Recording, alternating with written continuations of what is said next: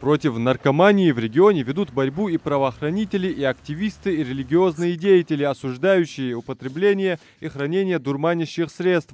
Но все по порядку. Статистика, приведенная главным наркологом Минздрава Ингушетии, показывает, ситуация далека от положительной, все же есть успехи. В 2021 году поставлено меньше людей, да, на учет, чем в 2020 году. Так, для сравнения, в 2020 году было поставлено на учет 167 человек, а в 2021 году 120 человек. Это на 47 меньше. И если сказать общее, да, количество зарегистрированных у нас больных, да, на конец 2021 года у нас 1657 человек, а в прошлом году, на конец 2020 года, было 1596 человек. И тоже на 61 человек меньше у нас получается состоящих, то есть увеличилось количество состоящих на учете по сравнению с 2020 годом.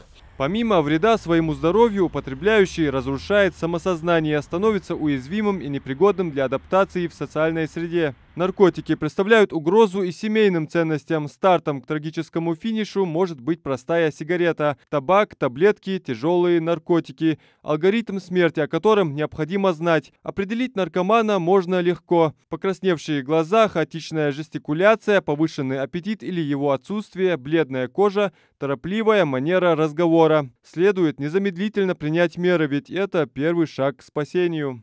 После проведения определенного лечения, да, комплекс лечения, и после там несколько месяцев трезвости, если у него будет, есть вероятность, что восстановится это и лечение, и реабилитация, если он пару месяцев пройдет, да, есть вероятность, что он восстановится, в психическом плане будет более-менее вот состоятельно работать. Нельзя сказать, что абсолютно, если человек там употреблял наркотики, то он теряет полностью трудоспособность. Единственное, что бывает, вот усидчивость, возможность концентрировать внимание на чем-то, да, делать хороший результат здесь сложнее бывает человеку, который уже, можно сказать так, да, ранил свой мозг действием вот этих психотропных наркотических препаратов. У возрастной категории граждан, подверженных наркомании и состоящих на учете в наркологическом диспансере, нет точной отметки. Как правило, это лица от 17 до 45 лет. Зачастую наркоманы выбирают то, что ближе и удобнее достать. Основные употребляемые вещества в 2021 году это на первом месте у нас стоит марихуана, она у нас произрастает, поэтому доступна.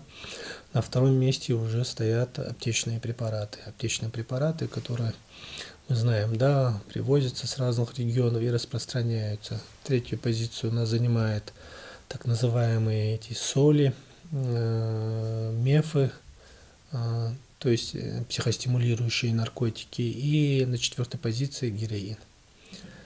По гендерным, да, признакам из 120 человек, да, поставленных в 2021 году, да, одна у нас женщина. А в 2020 году у нас было 3 женщины поставленных на учет. Наркоман с солидным стажем в кавычках сейчас уже пациент реабилитационного центра, испытывающий чувство стыда, в первую очередь перед своими родными, которые настрадались от его легкомысленного и безответственного поведения. Репортаж о содержащихся здесь наркоманах вышел в эфир в июле прошлого года. Герои сюжета рассказывали, как они пришли к такому итогу. Их слова вызывали больше вопросов. Например, кто так искусно реализовывает наркотики, а главное, каким способом, учитывая, что правоохранители ведут с этим непримиримую борьбу.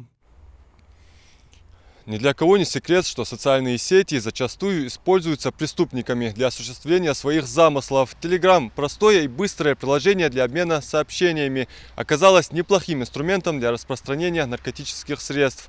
На различных каналах предлагают даже трудоустроиться, а именно стать закладчиком. Все, что вы увидите сейчас в видео, не несет пропаганды, незаконных предметов и услуг. Материал создан исключительно в информативных целях. Описанная в нем деятельность преследуется российским законодательством. Достаточно вбить в поиске наименование того или иного наркотического вещества, как в свободном доступе открываются каналы, подписавшись на которые сразу же можно выйти на связь с курьером или администратором. Здесь же можно узнать и прайс, перевод денежных средств, и вам отправляют точные координаты в вашем же регионе, где можно подобрать наркотики. Здесь же предлагают стать закладчиком, обещая горы денег и свободный график. Не хватает только соцпакета, но в остальном обещают все условия для приличного заработка. А вот защитят ли они от уголовного наказания, от порицания и народного осуждения? Это она 28.12.20 года. Хаяха и майский сыгр кейш на Волхове. Соус лучше. Соус. Обмануться легкой наживой могут и несовершеннолетние. Понятно, что в верхушке этой цепи абсолютно все равно на то, что подросток калечит свою судьбу. Главное, чтобы прибыль была. Наверное, поэтому на различных собраниях с жителями населенных пунктов правоохранители не раз советовали родителям обратить внимание на круг общения своих детей и проверять смартфон. В школе они увлекались спортом, ходили на различные кружки, могли бы достигнуть успеха в учебе, но один неверный шаг, повлекший за собой неумолимую тягу к наркотикам, вмиг перечеркнул все амбиции.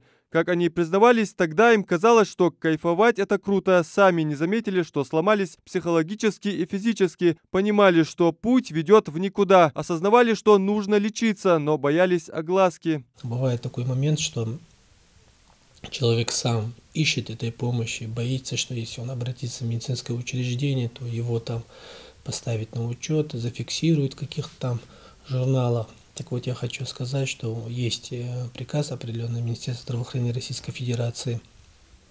Если человек обращается, он имеет право получить анонимную наркологическую помощь. То есть он может представиться какими-то вымышленными данными, да, но мы вынуждены оказать ему помощь по этим данным, поэтому не надо бояться, могут обратиться к нам. Но если жизнь после наркозависимости есть, отвечают наркологи, достаточно лишь их твердое желание вернуться в здоровую социальную среду.